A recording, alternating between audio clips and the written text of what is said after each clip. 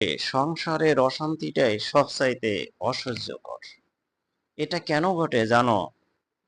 যখন পবিত্র একটা ভালোবাসা কমে যাবে, তখন বেড়ে যাবে অভিমান।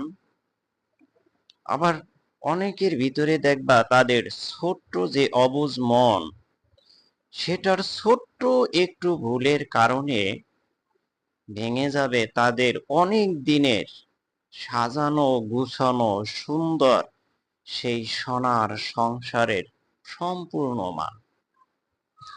আবার অনেকের ভিতরে দেখবা ছোট ছোট কথা, ভুল কথা থেকেই অনেক বড় অভিমানের হয়ে যায় শুরু।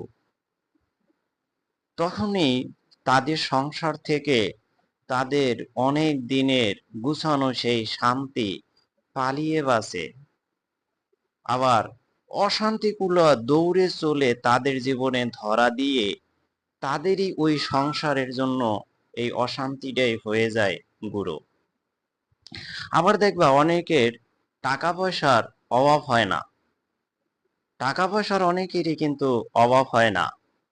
অভাব কিসে? শুধুমাত্র একটা সুন্দর বোঝাপড়ার।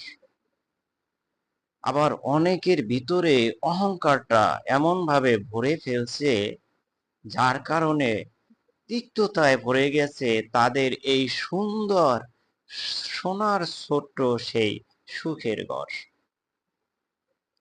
আবার অনেকের দিকে তাকালে তুমি দেখবা যারা মানিয়ে নিতে পারলো, তারাই সাজালো তাদের সেই সুন্দর সোনার সংসার। আবার অনেকেই ত্যাগের মাধ্যমেই পেয়েছে অসীম অসীম সুখ। আবার অনেকে অহংকার এবং জিদ করার ফলে তাদের কাছ থেকে ফিরিয়ে নিছে তাদের আপনজন পরিচিত এবং তাদের সুপরিচিত যত সকল মুখ। সংসারের অশান্তিটাই সবচাইতে অসহ্যকর। এটা কেন ঘটে জানো? যখন পবিত্র একটা ভালোবাসা কমে যাবে, তখন বেড়ে যাবে অভিমান।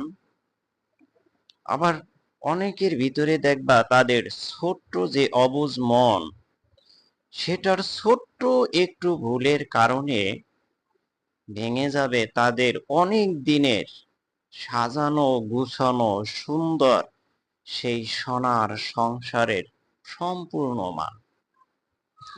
আবার অনেকের ভিতরে দেখবা ছোট ছোট কথা, ভুল